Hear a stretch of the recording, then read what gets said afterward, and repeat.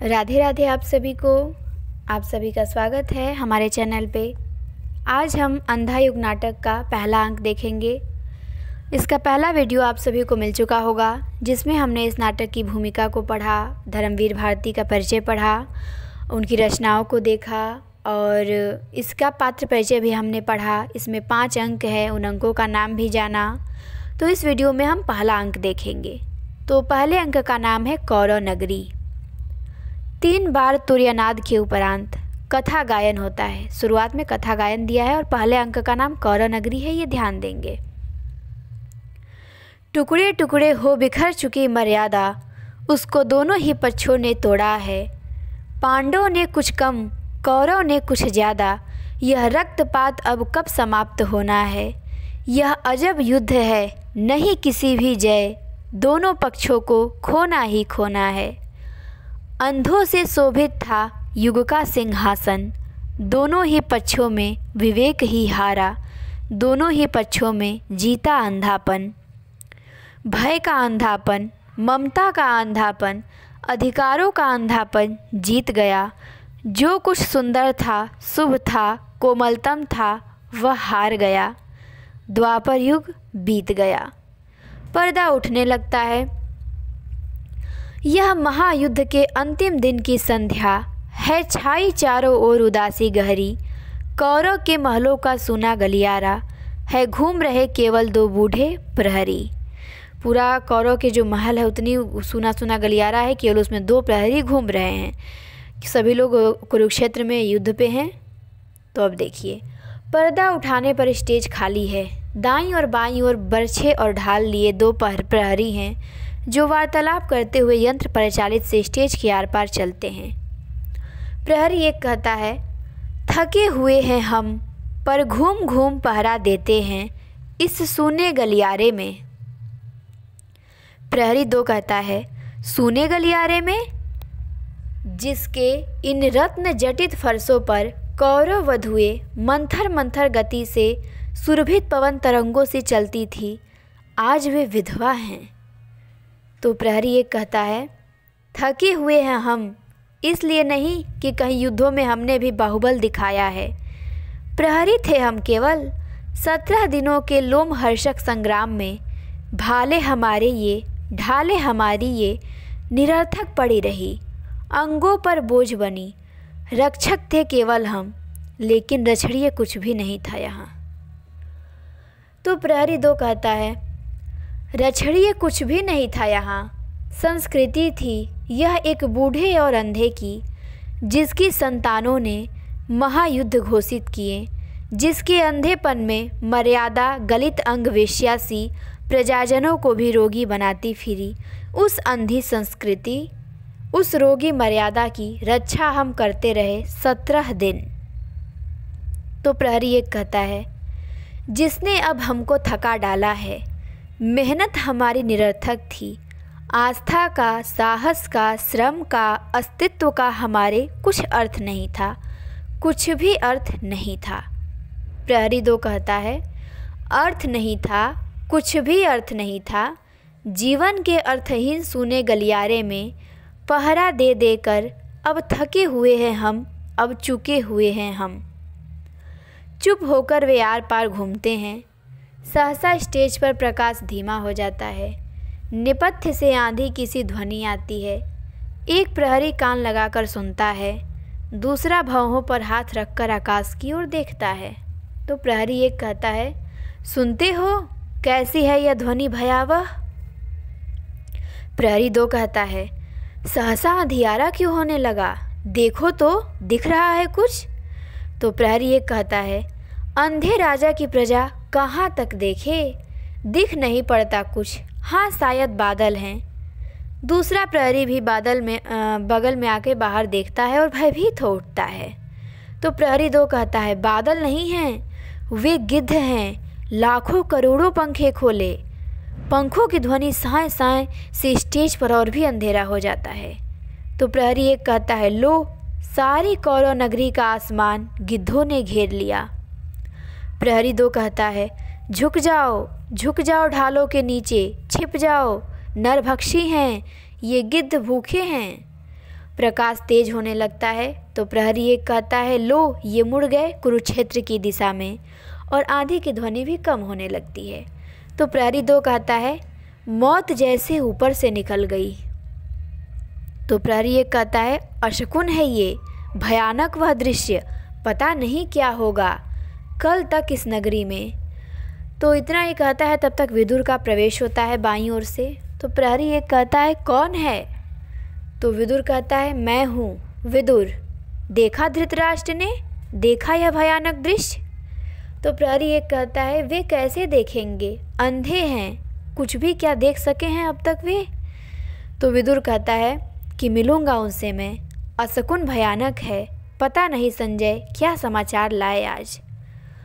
प्रहरी जाते हैं, विदुर अपने स्थान पर चिंतातुर खड़े रहते हैं। पीछे का पर्दा उठने लगता है। फिर कथा गायन शुरू हो जाता है कुरुक्षेत्र से कुछ भी खबर न आई, जीता या हारा बचा खुचा कौरव दल, जाने किसकी लोथों पर जा उतरेगा यह नरभक्षी गिद्धों का भूखा बादल। अंतःपुर में मरघट की सी खामोशी, कृष गांधारी बैठी है शीश झुकाए, सिंहासन पर धृतराष्ट्र मौन बैठे हैं, संजय अब तक कुछ भी संवाद न लाए। पर्दा उठने पर अंतःपुर कुशासन बिछाए सादी चौकी पर गांधारी एक छोटे सिंहासन पर चिंतातुर धृतराष्ट्र और विदुर उनकी ओर बढ़ते हैं। धृतराष्ट्र कहता है, कौन? संजय? विदुर कहता है, नहीं, विदुर हूँ महाराज।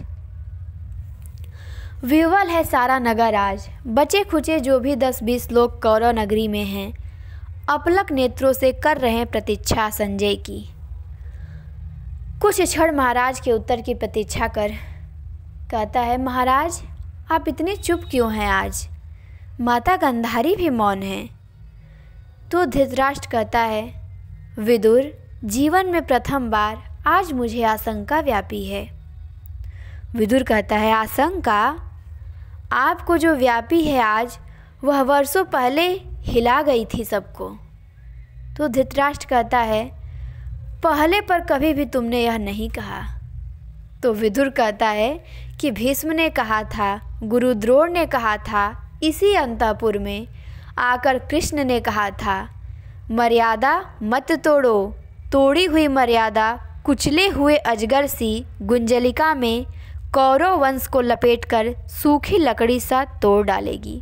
तो ये कथन बहुत इम्पॉर्टेंट है। पूछता है कि किसने कहा था, तो ये कथन विदुर का है। ध्यान दीजिएगा अंधायुग से कि मर्यादा मत तोड़ो, तोड़ी हुई मर्यादा कुचले हुए अजगर सी गुंजलिका में कौरव वंश को लपेटकर सूखी लकड़ी सा तोड़ डालेगी। तो धृतराष्ट्र कहता है, समझ नहीं सकते हो विदुर तुम, मैं था जन्मांध, कैसे कर सकता था ग्रहण में बाहरी यथार्थ या सामाजिक मर्यादा को। तो विदुर कहता है कि जैसे संसार को किया था ग्रहण आपने, अंधेपन के बावजूद भी। तो धृतराष्ट्र कहता है, पर वह संसार स्वतः अपने अंधापन से उपजा था। मैंने अपने ही व्यक्तित्व संवेदन से जो जाना था, केवल उतना ही था मेरे लिए वस्तु जगत। इंद्रजाल की माया सृष्टि के समान घने गहरे अंधियारे में एक काले बिंदु से मेरे मन ने सारे भाव किए थे विकसित। मेरी सब वृत्तियाँ उसी से परिचालित थी। मेरा स्नेह, मेरी घृणा, मेरी नीति, मेरा धर्म बिल्कुल मेरा ही व्यक्तित्व था। उसमें नैतिकता का कोई बाह्य मापदंड था ही नहीं। कौरव जो मेरी मांसलता से उपजे थे, वे ही थे अंतिम सत्य। मेरी ममता ही वहाँ नीति थी, मर्यादा थी। बहुत मोस्ट है ये भी, और कई बार पूछ चुका है कि किसका कथन है ये अंधायुग में, कि मेरी ममता ही वहाँ नीति थी, मर्यादा थी। तो ये ध्यान दीजिएगा कि धृतराष्ट्र कहता है, क्या कहता है कि मेरी ममता ही वहाँ नीति थी और मर्यादा थी। कहता है कि कौरव जो मेरी मांसलता से उपजे थे, वे ही थे अंतिम सत्य।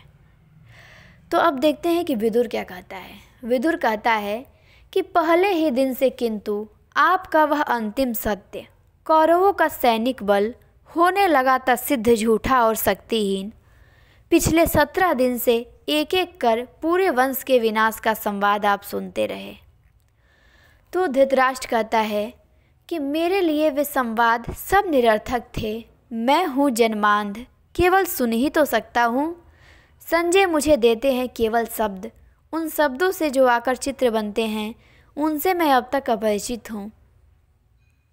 कल्पित कर सकता नहीं कैसे दुशासन की आहत छाती से रक्त उबल रहा होगा, कैसे क्रूर भीम ने अंजलि में धार उसे ओठ तर किए होंगे।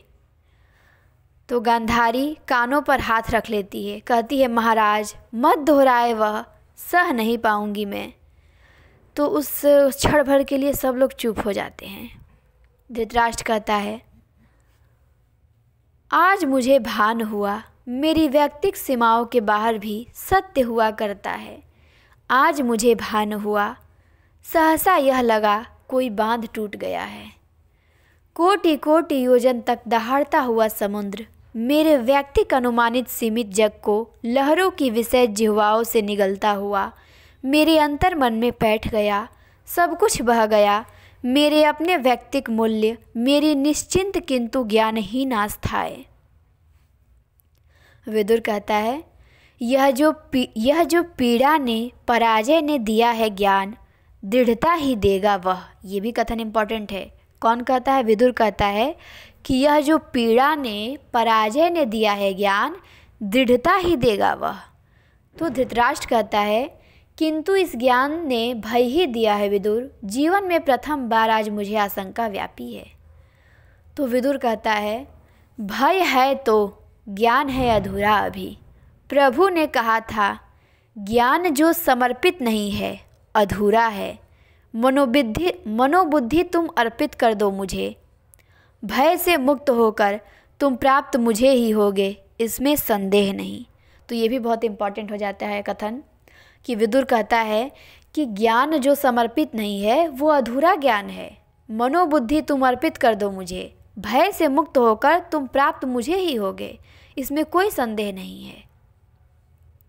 तो गांधारी आवेश में कहती है इसमें संदेह है और किसी को मत हो, मुझको बिल्कुल संदेह है। अर्पित कर दो मुझको मनोबुद्धि, उसने कहा है यह जिसने पितामह के वाड़ों से आहत हो अपनी सारी ही मनोबुद्धि खो दी थी। उसने कहा है यह जिसने मर्यादा को तोड़ा है बार बार। तो धृतराष्ट्र कहता है शांत रहो गांधारी, शांत रहो, दोष किसी को मत दो, अंधा था मैं। तो गांधारी कहती है लेकिन अंधी नहीं थी मैंने यह बाहर का वस्तु जगत अच्छी तरह जाना था। धर्म नीति मर्यादा यह सब है केवल आडंबर मात्र। तो ये भी ध्यान देना है कौन कहता है ये कथन, बहुत ही मोस्ट है। गांधारी कहती है कि धर्म नीति मर्यादा यह सब है केवल आडंबर मात्र। मैंने बार बार देखा था निर्णय के क्षण में विवेक और मर्यादा व्यर्थ सिद्ध होते आए हैं सदा। हम सबके मन में कहीं एक अंध गह्वर है, बर्बर पशु अंधा पशु वास वहीं करता है। स्वामी जो हमारे विवेक का नैतिकता मर्यादा अनाशक्ति कृष्णार्पण यह सब हैं अंधी प्रवृत्तियों की पोशाकें जिनमें कटे कपड़ों की आंखें सिली रहती हैं। मुझको इस झूठे आडंबर से नफरत थी, इसलिए स्वेच्छा से मैंने इन आँखों पर पट्टी चढ़ा रखी थी। तो विदुर कहता है कि कटु हो गई हो तुम गांधारी, पुत्र शोक ने तुमको अंदर से जर्जर कर डाला है। तुम ही ने कहा था दुर्योधन से।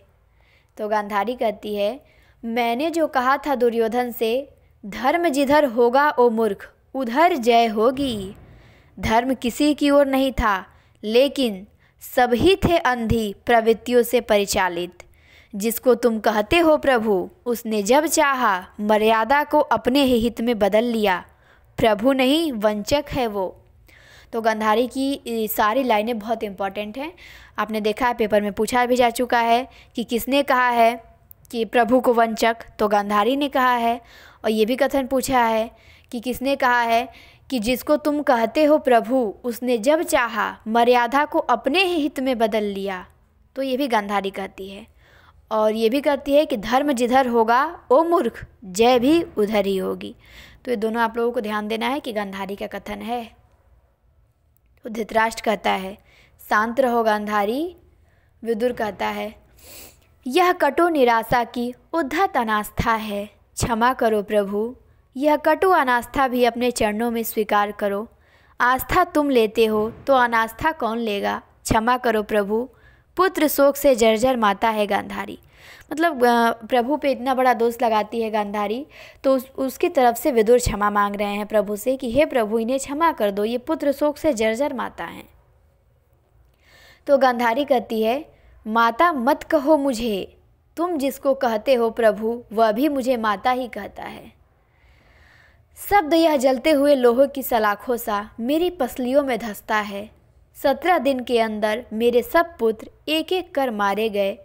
अपने इन हाथों से मैंने उन फूल की सी बधुओं की कलाइयों से चूड़ियाँ उतारी हैं, अपने इस आंचल से सिंदूर की रेखाएं पोंछी हैं। तब तक नेपथ्य से आवाज़ निकलती है, जय हो दुर्योधन की जय हो, गांधारी की जय हो, मंगल हो, नरपति धृतराष्ट्र का मंगल हो। तो अचानक जय जयकार होने लगती है नेपथ्य से। तो धृतराष्ट्र कहता है, देखो विदुर देखो, संजय आए हैं लग रहा है। तो गांधारी कहती है कि जीत गया मेरा पुत्र दुर्योधन, मैंने कहा था आज वह जीतेगा, निश्चय ही जीतेगा।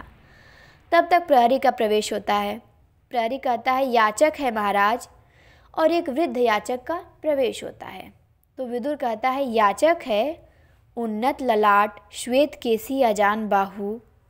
तो याचक कहता है, अब याचक का कहता है, ध्यान से सुनिए, कहता है कि मैं वह भविष्य हूँ जो झूठा सिद्ध हुआ आज।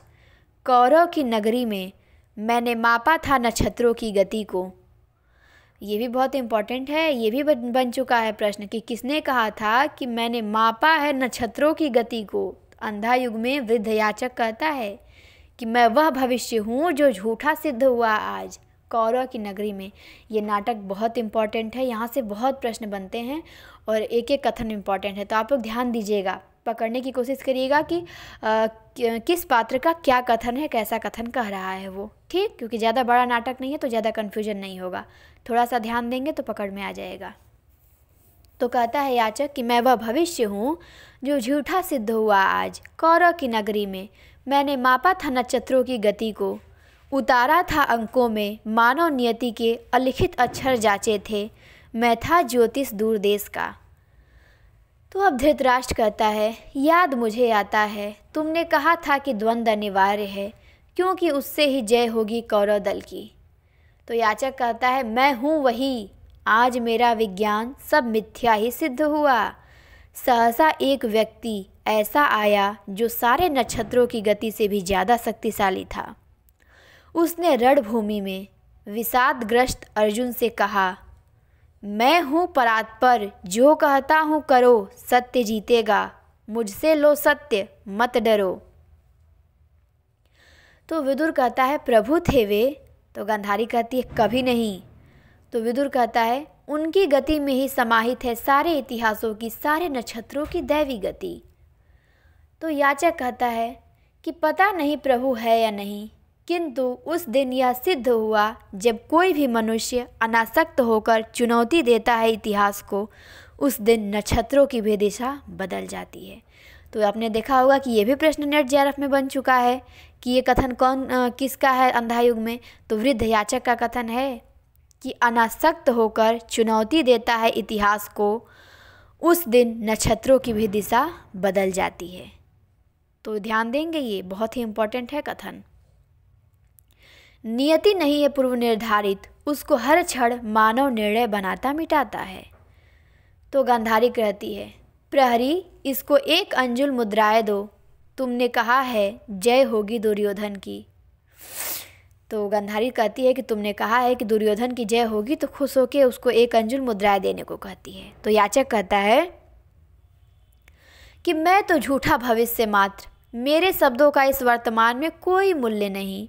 मेरे जैसे जाने कितने झूठे भविष्य, ध्वस्त स्वप्न, गलित तत्व बिखरे हैं कौरव की नगरी में गली गली। माता है गंधारी, ममता में पाल रही है सबको। प्रहरी मुद्राएं लाकर देता है। तो याचक कहता है, जय हो दुर्योधन की, जय हो दुर्योधन की, जय हो गांधारी की, और यही कह के चला जाता है। तो गांधारी कहती है, होगी, अवश्य होगी जय, मेरी यह आशा यदि अंधी है तो हो, पर जीतेगा दुर्योधन, जरूर जीतेगा। तब तक दूसरा प्रहरी आकर दीप जलाता है। विदुर कहता है कि डूब गया दिन आज का। तो धृतराष्ट्र कहता है पर संजय नहीं आए, लौट गए होंगे सब योद्धा अब शिविर में, जीता कौन हारा कौन कैसे पता चलेगा। तो विदुर कहता है महाराज संशय मत करें, संजय जो समाचार लाएंगे शुभ होगा। माता अब जाकर विश्राम करें, नगर द्वार अपलक खुले ही हैं संजय की रथ की प्रतीक्षा में। एक ओर विदुर और दूसरी ओर धृतराष्ट्र तथा गांधारी जाते हैं। प्रहरी पुनः स्टेज के आर पार घूमने लगते हैं। तो प्रहरी एक कहता है मर्यादा, तो प्रहरी दो कहता है अनास्था, प्रहरी एक कहता है पुत्र शोक, प्रहरी दो कहता है भविष्य, प्रहरी एक कहता है ये सब राजाओं के जीवन की शोभा है। तो प्रहरी दो कहता है वे जिनको ये सब प्रभु कहते हैं इन सबको ही अपने ही जिम्मे ले लेते हैं। तो प्रहरी एक कहता है पर यह जो हम दोनों का जीवन सुने गलियारे में बीत गया। तो प्रहरी दो कहता है कौन इसे अपने जिम्मे लेगा। तो प्रहरी एक कहता है हमने मर्यादा का अतिक्रमण नहीं किया क्योंकि नहीं थी कोई अपनी कोई भी मर्यादा। प्रहरी दो हमको अनास्था ने कभी नहीं झकझोरा क्योंकि नहीं थी अपनी कोई भी गहन आस्था। प्रहरी एक कहता है हमने नहीं झेला शोक। प्रहरी दो कहता है जाना नहीं कोई दर्द हमने। प्रहरी एक कहता है सूने गलियारे सा सूना यह जीवन भी बीत गया। प्रहरी दो कहता है क्योंकि हम दास थे। प्रहरी एक केवल वहन करते थे आज्ञाएं हम अंधे राजा की। प्रहरी दो कहता है नहीं था हमारा कोई अपना खुद का मत और अपना कोई भी निर्णय। प्रहरी एक कहता है इसलिए सुने गलियारे में निरुद्देश्य चलते हम रहे सदा, दाएं से बाएं और बाएं से दाएं। प्रहरी दो कहता है मरने के बाद भी यम के गलियारे में हम सदा दाएं से बाएं और बाएं से दाएं चलते ही रहेंगे। चलते चलते वो दोनों विंग में चले जाते हैं। स्टेज पर अंधेरा छा जाता है धीरे धीरे पटाक्षेप के साथ और कथा गायन होने लगता है। कथा गायन क्या होता है? आसन्न पराजय वाली इस नगरी में सब नष्ट हुई पद्धतियाँ धीमे धीमे, यह साम पराजय की भय की संशय की। पूछता है कि ये किस नाटक का कथन है? यह साम पराजय की भय की संशय की, भर गए तिमिर से ये सुने गलियारे, जिनमें बूढ़ा झूठा भविष्य याचक सा है, भटक रहा टुकड़े को हाथ पसारे।